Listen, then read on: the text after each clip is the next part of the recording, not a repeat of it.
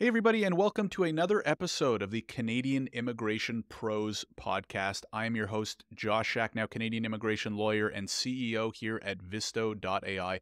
Very excited for this episode. We're going to do some deep dives into not only just recent study permit changes, but more wholesome, what has changed over the last year for the study permit and kind of what to expect moving forward. We might have some express entry talk and a little bit more as well. So I'm really excited to be joined today by Adesuwa O. Adesuwa, thank you very much for coming on the show today. Yeah, thank you for having me. It's nice to be here. I'm excited. It's certainly an exciting time, right? With Canadian immigration, some might say good, some might say bad. I think they're heading in the right direction, but anyways, we'll get into that. Before we do, can we get a quick introduction, like a little bit more about yourself and what you're working on these days? Yeah, absolutely. So, like you said, my name is Adesuwa O. I'm a regulated immigration consultant installed in Canada. I recently started my own practice, having worked in the industry for a few years, Main Street Immigration Services. And primarily, we specialize on sponsorships, restoration of status. So, if you've been refused a study permit or any application, those are some of our specialties. And of course, permanent residency. Awesome. So let's start at the student level and maybe we can kind of graduate up towards, PR and that kind of stuff. That's also certainly interesting. But we've had a lot of news recently. Number one, obviously, the cap on international students, but alongside that, a lot of changes to the program, right? Proof of funds changes, attestation letter requirements, all that kind of stuff.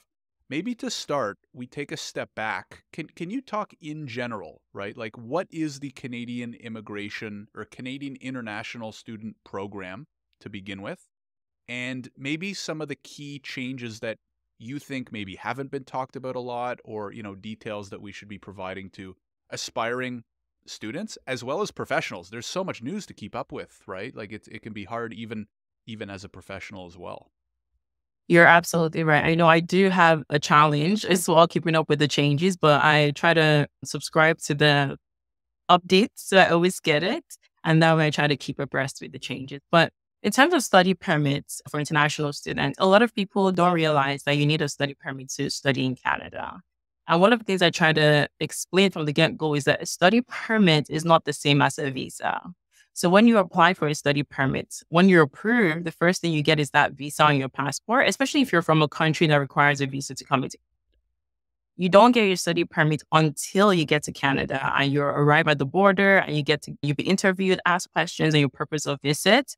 And then you'll be, sent to the immigration office to get your study permit, because there are also people from other countries like the US who do not need a visa to enter Canada, but they need that study permit to legally study in Canada for the duration of their program. And while there are no hard, or should I say, specific requirements, as you would see with the Express Entry program, there are general eligibility that you need to have. So, for example, you need to have a valid admission. If you don't have a valid admission in Canada, you can't even begin the process for a study permit. You need to make sure you have sufficient funds. And, you mentioned earlier that there's been a lot of changes to the fund, the requirements. And we're going to be talking a little bit more about that. And then the other thing, you need to make sure you can show is strong ties to your home country. So I would say those are the biggest portion when it comes to applying for a study permit and just what a study permit is in general. It's a document you need to legally study in Canada for the duration of your program. That's a fantastic overview, and I think a very common misconception. I think partly because the word permit and visa and program get used so interchangeably, right? And True. or from country to country, right? So another country, it might be called a study visa. But as you said, in Canada, you need a TRV, a temporary resident visa, to travel into Canada. The Correct. study permit is not a travel document. You can't use it to Yeah, travel into Canada. So no. very glad that we, kind of pointed that out at the beginning. Now, you Mhm. mentioned some of the requirements, one of them being proof of funds. And I'd love to dive deeper Yeah. because for about the last 10, 15 years, the proof of funds requirement for a single applicant for 1 year, right, to study in Canada was $10,000 Canadian, meaning you have to Mhm. show that you have access to $10,000, right, to cover your cost of living in Canada, not including tuition, right? So you also had to prove that as well. About a month ago, was it in December? when IRCC announced that they've slightly more than doubled that proof of funds requirement to 20,000 and then like 600 and something dollars. I don't, the dollars don't matter, right? A little bit more than double. Yeah. What do you think about that change, Adesuwa? Do you think it's the right move? Do you think it was a good number? What do you think aspiring students should consider with that change in mind? I think that change was overdue. Like you said, the 10,000 has been in place. Not to say my age or how long I've been in Canada for, but way before I even came here, that was in place. And I've graduated from school over, 10 years ago. So, Mhm. it was highly overdue for the changes to increase the price from 10,000 because it just wasn't realistic. A lot of the students I work with are mature. So most of the times they're coming with spouses, they're coming with kids, not just one, not two, sometimes three. And we know that the cost of living for kids, especially in Canada, is expensive. Maybe where some of these individuals had access to like living nannies and caregivers, when they're here, they have to send their kids to daycare while they're in school. The cost of daycare alone in a year could be over $10,000. That is your living expenses, right? So you see Yeah. that it was highly time for them to increase it. And even realistically, 20,000 is still not enough. It's just bare minimum. But the cost of rent, depending on where you live, can be crazy. And so one of my clients was coming to Canada and she was looking for a place where she could live and she couldn't really afford rent. And now she has to squat with somebody else who already has an apartment to split the cost to even afford it. So I think it's necessary. But for now, I think 20,000, again, based on what's happening in the economy, is a good starting point. But it's also to kind of, make people have a more realistic expectation of what to expect when it comes to schooling and living in Canada. So definitely, I like the changes. Yeah, I agree. I mean, I live in Toronto. 10,000 gets you nothing, right? Like 10,000 a year just for rent, you're lucky to get a shoebox, right? For 1,000 a month. What now one of my thinkings is, should this be kind of like an LMIA situation where like for an LMIA you have a median wage that differs from region to region, right? So when you're going to sponsor a temporary foreign worker, the minimum wage you have to pay them is different if you're hiring them for a company based in Toronto versus Mhm. North Bay, right? Just as two examples. Do you think it would make sense to do something similar with proof of funds where like, hey, if you're coming to study in the GTA, you should probably have a little bit more saved up than if you're going to study in, not Toronto, not Vancouver, not, Montreal, which is a little more reasonable, Ottawa, et cetera, et cetera. That's actually an interesting perspective. I didn't really consider that. But you I know saw it what? suggested on LinkedIn and I was like, that makes a lot of sense to me. But yeah, I don't know. No, Then but does it you start shifting where people want to go to school? Like, does it in a Mhm. weird way affect program selection? I don't know. Exactly. Exactly. I think it's definitely going to make a big impact, just like the recent changes. And I do have my reservation about that as well. But I don't necessarily think it should get to the point where it is by, if anything, they can go by province rather than narrowing it down so strictly, like by region within the province. If they want to do that change, it's just because we know that depending on where you live, the cost of living is different, right? So that's not unrealistic. But I think where again, this 20,000 is a good starting point for whatever I decide to do in the future.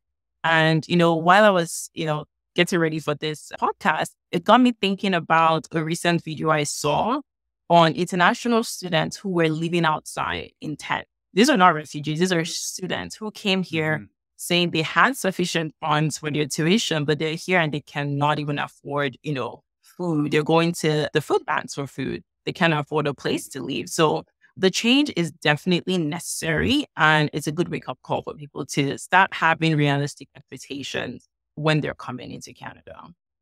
Absolutely. I mean, if anything, what I'm seeing is some people thinking it should have been higher, right? I agree with you. I think it's a good start. I think it needed to happen probably a few years ago, but I'm glad that they did it. And at the very least, now more students will be kind of prepared. Obviously, cost of living, housing have been huge conversations, right, in Canada Yeah. beyond just immigration and international students. Now, in Mhm. terms of some of the other, there have been some just huge changes, right, with the study permit. We're talking Mhm. the cap, right, for 2024 and 2025. We're talking about the requirement for attestation letters to come from the schools in order to be able to apply. We're talking about some changes with the spousal open work permits and PGWPs.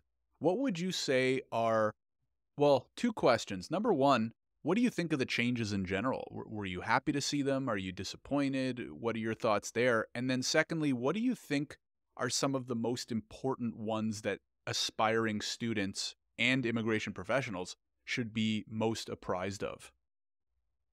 I think when I heard the news, I was a little bit indifferent in terms of the cap specifically. But I do understand where they're coming from. I mean, Canada is I mean, we just reached 4 million people, and there is a lot of people and very little resources. And we know 40, that right? the student 40 million. 40 million, yeah, Yeah. last year, 40 million people. And we do know that there are more people than there are resources, right? And international students is one of the, I don't want to say the best, it is one of the best pathway to come into Canada. And so, we have hundreds of thousands of people coming in this way, people who would probably even end up doing refugee, but also they're taking the housing, they're using up the healthcare services and every other thing. So I do understand where the intention came from.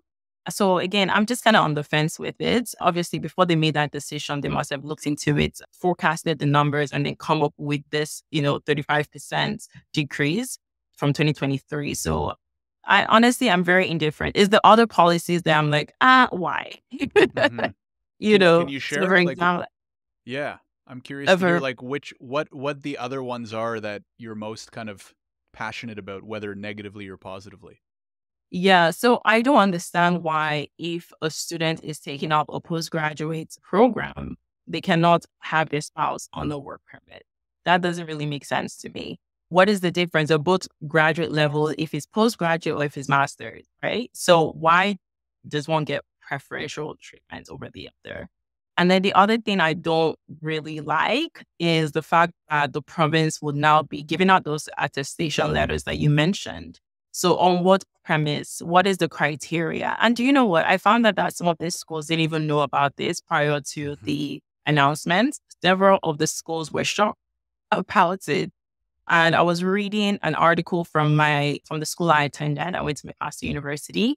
And they had this article on how in 2019 they tried to reduce the cost and they had a freeze for the tuition. And now with these changes and all of this, they're already trying, they're on a coping or like adaptation, not adaptation, what I'm thinking is survival. Survival. Hmm. That's where they are right now. So, they're rethinking hiring new staff. They're thinking about increasing tuition. So it's not very helpful. The cap, I can see the impact it will have on the universities and the colleges. But when it comes to the province giving out those letters, the question is it going to be based on favoritism? Will they have to you know, pay in a way to get, the quotas allotted to their schools? Like what is the criteria, and will it be monitored to ensure it's appropriately portioned out towards those colleges or Right. universities that may require them? So those are some of the things I'm thinking about. I'm not quite sure how that's going to work out, that I'm on the fence about.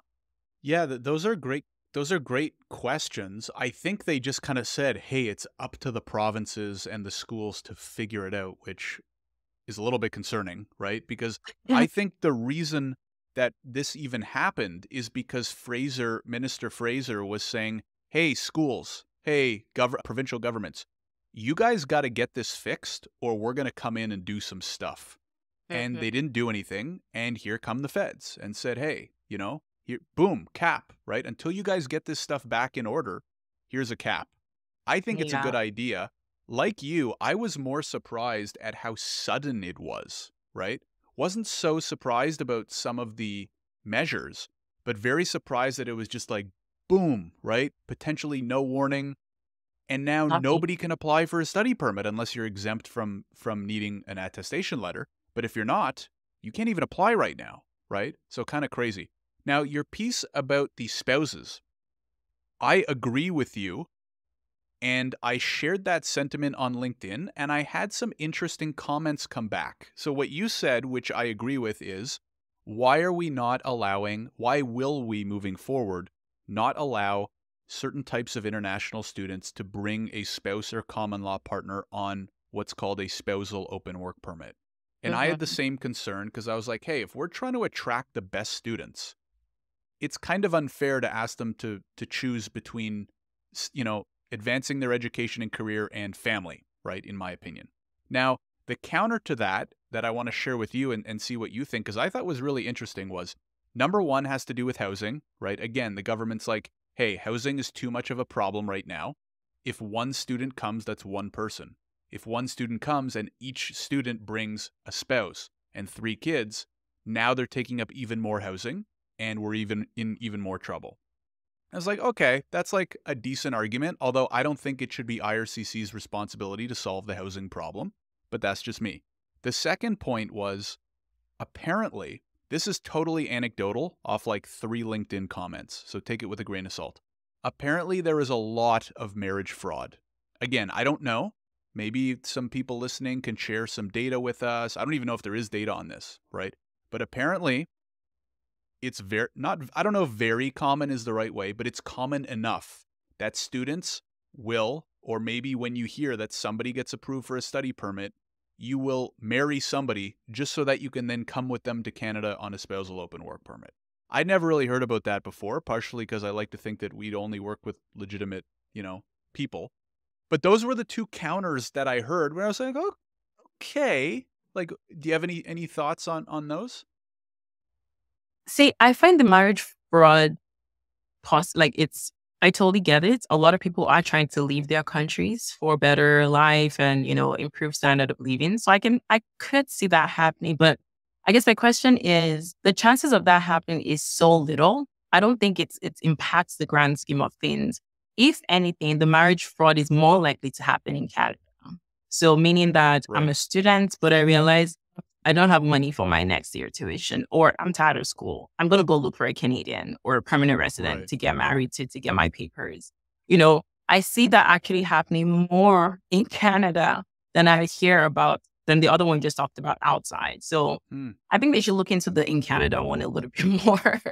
Yeah, But and in I mean, terms of the if they're going to housing, limit it for students, why aren't they making the same limitations for international workers and for PRs? You know what I mean? So, yeah. I mean, listen, exactly. I can see it, but I don't necessarily agree with it. But sorry, I you totally were going get to what say. you're saying. And I was going to say, in terms of the housing, I also don't agree with that, because if I, as a student, I have sufficient funds to rent a 2-bedroom apartment for myself, it's just good enough for my family and I.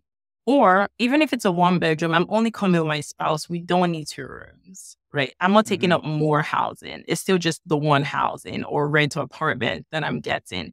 And even coming with my kid, maybe the first few months we might struggle, but I'm okay staying in an apartment with my kids and my spouse. Like, it's not that big a deal. These are my family, right?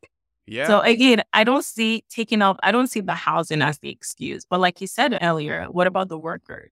What about the permanent resident? If Yeah. anything, they increase the number of permanent resident applications, the economic class, for 2023. 2024, sorry. So like, they should put a cap on that as well, if that's the case. Well, the other problem I have is with some of these changes that have been put in place is they don't actually go to the root of the problem, right? And Very we true. we think this way as we're building technology for different reasons, but I'm going to apply the same thinking here, right? What's the problem? We don't have enough houses. Okay. Well, if we limit the family members that are coming in from international students, does the problem go away? No. Maybe it's like a little bit less of a huge problem, but it's still a huge friggin' problem, right? Yeah. So, like, yeah, I don't get it. The other thing I would think about is like, well, what if a bunch of these international students are thinking of coming to take a trades program in Canada so that they can be carpenters and electricians and plumbers that can then help build more houses? But now they're Yeah. saying, you know what? I'm not going to go to Canada because I can't bring my spouse. So I'm not going to go, Mhm. I'm not going to go, right? So anyways, I think what we're both saying is that there's other ways that can actually solve that problem, and international students are kind of being thrown under the bus because of it. But anyways, in I just in had a term quick comment on the yeah. trades occupation. I don't know if he's put out a post on it, but I had a thought.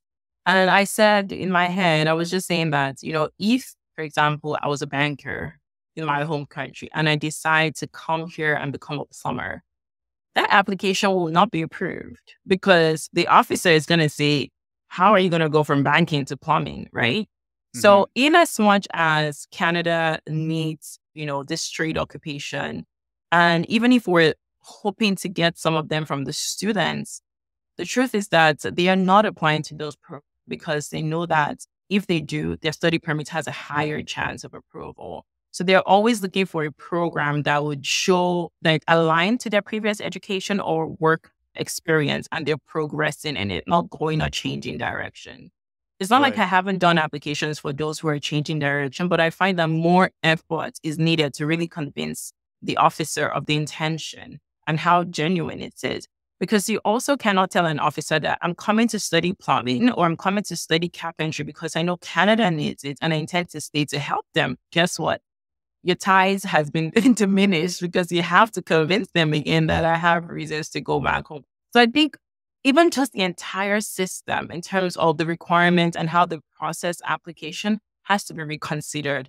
And a lot of the immigration officers, I believe, have to be retrained because there's several times I've seen refusals based on changes in the policies, but the officers were not aware of it. And then I have to go requesting for a reconsideration, taking screenshots and links to tell them of the changes. So the Right. whole system really has to be re-educated and trained, I would say. Right. And that's where I wanted to go next, which is kind of like, if you could wave your magic wand, how could we improve the system? Because right now, it's not really setting anybody up for success, right? As you said, number one, you have to prove home ties and can't talk about settling in Canada, even though they have the PGWP program and the Canadian Experience class that promotes settling in Canada. Yeah. Number two is you basically have students and like a lot of agents and shady players peddling the highest approval rate programs, which do not align with, what we actually need in Canada. So, what are some things you would do in terms of, okay, we've seen some of these changes. I think you and I think that some of them are pretty good, some of them not so much. But if Adesuwa was elected, Minister of Immigration tomorrow and maybe given a Wow. week or two to put in place a few new measures or adjust a few measures, what are maybe two or three things that you would do?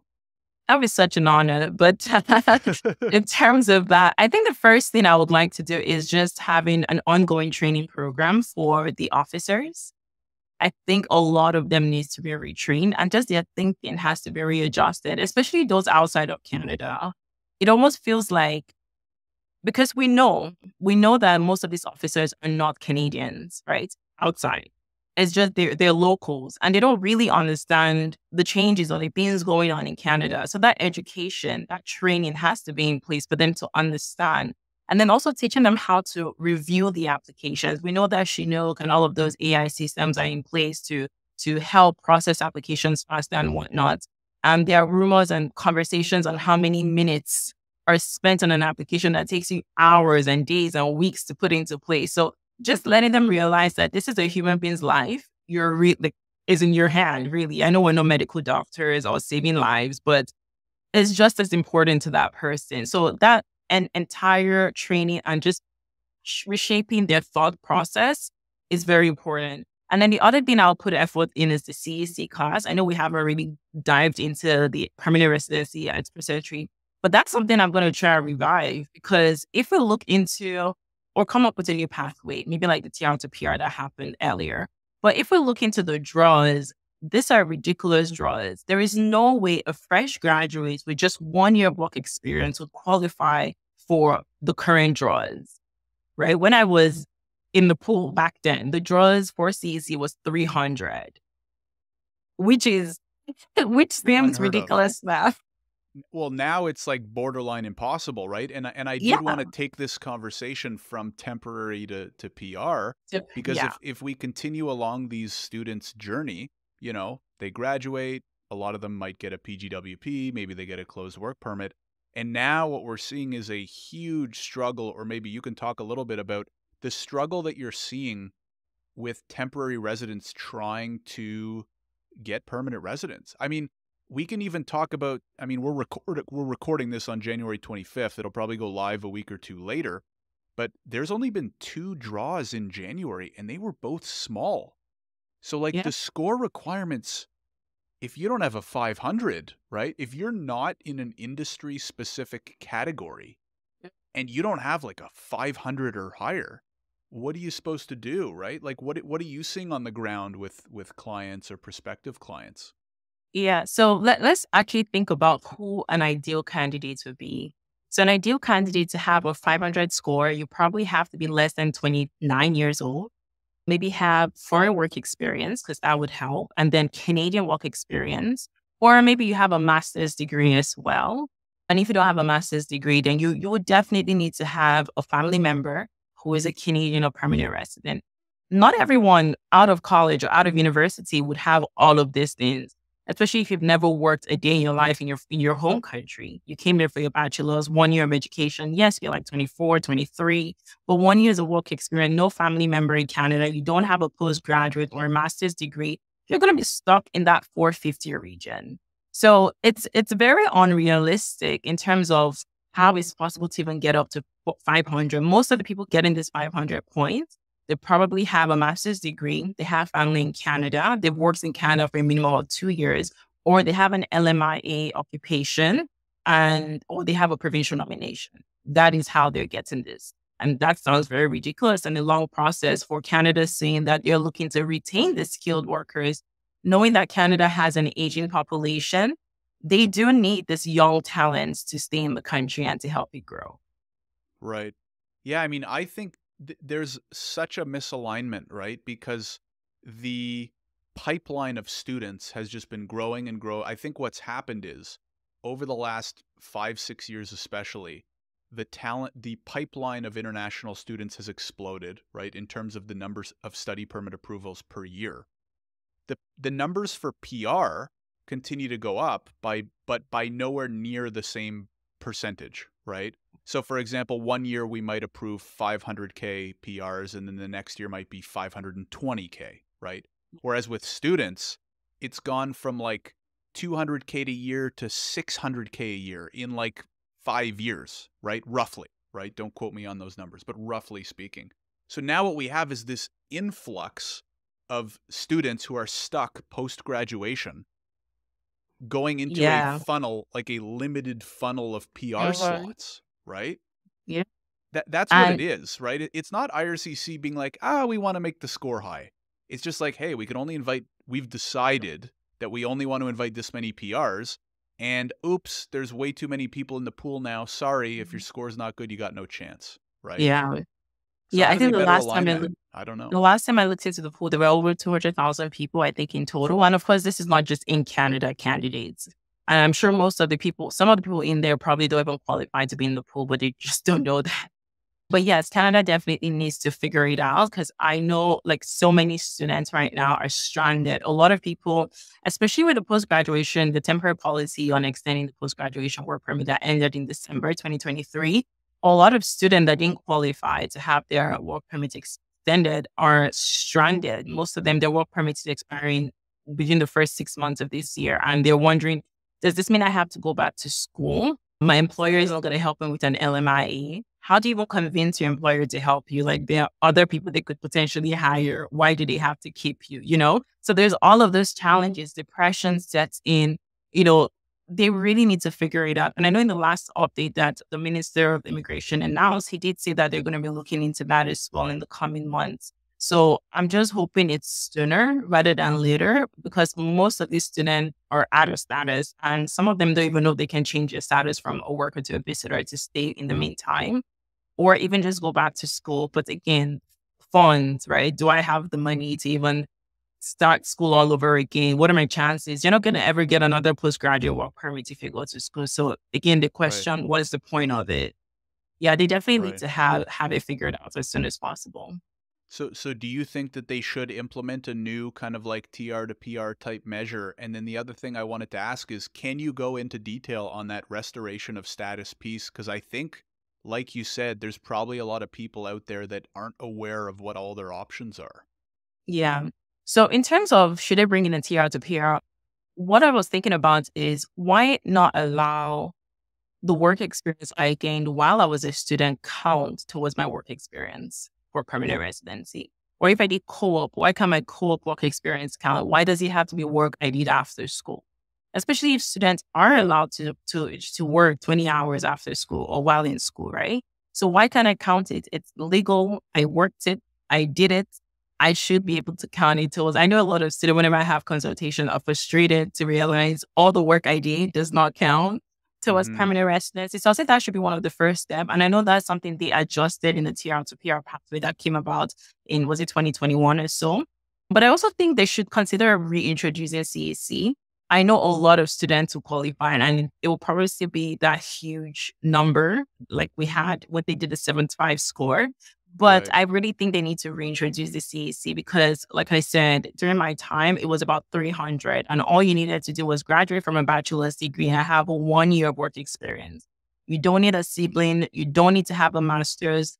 You know, how many people are looking to further their education after a bachelor's? Not everyone. Some people are, but most people want to go into the workforce, start working, contributing to, growing their lives, their families back home.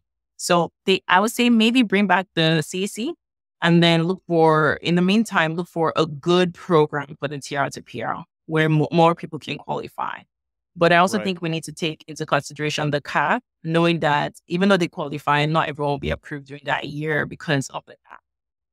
Right. Well, maybe to kind of put your ideas together, maybe they just kind of redesign CEC a little bit, right? Mhm. Because so are you referring to when you say kind of bring back CEC, do you mean just like doing more CEC specific draws? Yeah, CEC specific Yeah. draws. Because I Yes. mean that's a quote unquote quick solution, right? It Is is. is just, hey, go do a couple big CEC draws and, anyone inside Canada who's got a year of skilled Canadian work experience, especially the ones who have Canadian degrees, will be Mhm. pushed up a little bit higher. Yeah. So that's one of my concerns at Adesuwa, which is I feel like over the last 4 years since COVID, IRCC has gotten a little bit too comfortable creating new programs and creating special measures. And in some Yeah. cases, they are very much warranted, right? Especially with stuff like war and, situations like that. But if Yeah. this is a case where we actually already have the pieces of the puzzle in place, I don't even think, I think the TR to PR program was a mistake because you could have just done a bunch of CEC draws or change Absolutely. the requirements and do some CEC draws. And this Mhm. goes to one of the problems that you mentioned earlier, which is, okay, now you got to create a new program. You have to train staff on a new program, and you have to teach them how to process a new program, which Yep. can be difficult. And when you have one Absolutely. staff where, from the anecdotes that you mentioned, like what I've heard is, especially for like a temporary application, they have anything from like 4 to 5 minutes to make a decision on an application that you just learned last week and that you might confuse with the other four public policies that were just launched. Exactly. It's no surprise that we get all these mistakes, right? Mhm. So Yeah, I don't know. absolutely. I Why think they fix should what isn't simplify. broken? Exactly. Yeah. Exactly. Yep. Exactly. So, CNC was great. I can't yeah, lie. I loved it. I mean, the draws, because we still know the Canadian experience class is still there, but the specific draws, yeah. I think it makes total sense given all the circumstances and what you've said. Can you talk a little bit about the restoration of status option as well? Yes, yes. So I'm going to start off with students first. So as an international student, it's not uncommon that people forget to renew their study permits, especially if you're like in a 4 year program, for example, but your passport expires before the end of your program. Typically, you need to renew your passport, and sometimes people forget to renew their study permits as well, or other circumstances come up and they forget. So during that period, you have 90 days from the expiration of your status to renew your study permit. And what this restoration is just a fee. It's not a special application. I think they even increased the fee. I probably should have looked into that before this call. But it is over a little over 200 now or so to pay the restoration fee and then apply for a new study permit or extend your study permit. But I also had a client he intentionally stopped going to school because he was depressed. And he's been over a year since he went to school. So for someone like that, unfortunately, you don't qualify for the restoration anymore because it's more than 90 days. So I give him two options. He could apply for a TRP, a temporary resident permit. It's different from a TRV. It's typically for those who are inadmissible. So for him, because his outer status, he's pretty much inadmissible, right? Or he should leave the country and apply from outside. I've had success on people leaving and reapplying. Inside Canada is a little bit tricky. So I would typically always recommend, if you can, to leave and then do the reapplication. It's just that with the new Reapplication changing for the study for the study permit or permit, okay. yes, for the study permit. So say, for example, you're in your second year and it's been over 90 days. If it's a little bit over 90 days, maybe you can appeal to the consciences of the officers. Sometimes it works, but Mhm. most times it doesn't. Then I would still, typically recommend, if you have a visa, for example, you can go to the US and we can apply for a study permit from there. When you're outside the country, you don't need to pay the reservation fee because you're not renewing your status in Canada. But for this Mm. particular client I was talking about, who is over a year, he has not done anything. He's just been home doing nothing. I typically recommend leaving. He's in his third year. He was to go in his fourth year. Leaving Canada, and then you apply from his home country for a new study permit to complete it. And again, those applications are not usually straightforward. You have to explain what happened, why you went out of status, if it's medical reasons, have the documentation to back it up and all of those things. But with the recent changes now, it's a bachelor's degree. So we do need the attestation letter. Unfortunately, we need to be able to If and when they verify come his out. admission letter. Proof of funds has gone up. So it's going to be a little bit more challenging, but, you know, that's just what's going to have to be leaving Canada. Now, for the PGWP holders who maybe, they didn't qualify to have their work permit extended as of December, who are going to be out of status by February, January, and moving forward before any changes or update comes into play, they have a couple options. They can always change their status from a worker to a visitor once their work permit expires. They can go back to school. I know it's not everyone's favorite, but they could consider it. And they could also consider looking into the AIP program. I think people underrate that program, but it's actually a fantastic permanent residency pathway program because it not only gives you a work permit, but also a direct pathway to permanent residency. And then, of course, you can look for workers who are open to helping you with an LMIA or look into jobs that LMIA exam, like the Francophone mobility. You do need to prove that you can speak or write French.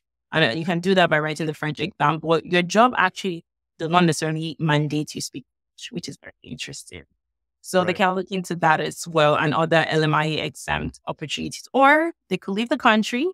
It's sad, but they can also go home, get that foreign work experience, increase their scores, and be in the pool again to be invited for permanent residency. So those are quite a few options for Yeah, no, that's great. That's like a mini consultation package right there for them. any students that are, as you said, PGWP holders or former PGWP holders. Can you give us a quick explanation of AIP and how it works? Because I have heard it come up a little bit, never done the files myself, but would love to kind of shed light on it. Yeah, so the AIP is an Atlantic immigration program. This used to be a pilot and then it became a staple. So it's the 4 Atlantic provinces that come together to have this program. So Newfoundland, New Brunswick, Nova Scotia, and PEI, Prince Edward Island. The way it works is that you need to have a job offer. Of course, there are different pathways. If you went to school in those provinces for a minimum of 2 years, you can easily go through the path, but you still need to have a job offer. But if you didn't go to school there, so say you're in Ontario and you're looking for PR pathway you could potentially use, you can start looking for jobs in those provinces. But you Mm. have to keep in mind that they have designated employers. So you can't just apply to random employers. You can Google the list. For example, you can Google New Brunswick designated employers and you have a comprehensive list. It's not just one or two companies. There are a few tens of numbers of companies on there. You can copy, go on their website, see if they're hiring, call them, go in there, talk to them in person, see if they're hiring, and let them know from the get-go what you want. You want that AIP as well. So I think transparency is the biggest portion of this. That you can get what you want, but also, you're working and you're supporting the economy in that particular province. And just like any provincial nomination program, of course, there is no set amount of years you have to stay there, but you are required to live in the province where you eventually got your job and for a period of time. So you get a job. That's the first thing. You still need to have proof of funds. And then you also need to, when you're submitting your application, it's very interesting, actually. The employers, they get a quota based on the province. So the province will allot different quotas to different companies on how many people they can hire. So maybe those, the Atlantic province will already have it figured out for this attestation letter, unlike the other provinces. but that'll be interesting. So yeah, so the Hmm. employer would help you with all of that process. You get your AIP approval letter, and you can apply for your work permit as well. And then you can also apply for your PR at the same time. So that's why I said Right. it's a double-edged sword that gives you the best of both worlds. Right, and I'm assuming no LMIA, right? Like the upfront work that the employers do to get designated, you can get the work permit without the LMIA? Yeah, no, I'm fine. Right. Yeah, so I mean that's huge, right? Because for those who have tried to convince companies to go through the LMIA process know how difficult it is for good reason. So yeah, I mean listen, I definitely would love to reiterate how good of an option that sounds like because number one, it's much easier to get a job offer when you don't have to basically be sponsored, right, through something like an LMIA. And number two, especially with the housing crisis, the cost of living in Canada, going to a quote unquote less popular city, province, region is probably a great move, right? I mean, I've only lived in Toronto and Ottawa, so I'm being a hypocrite here. But probably, I mean, and maybe we can end with this question for you too is like, I think, especially for aspiring immigrants, immigrants who are struggling right now, like, take a look at the opportunities in these smaller cities, towns, regions with the pilots. They're there for a reason.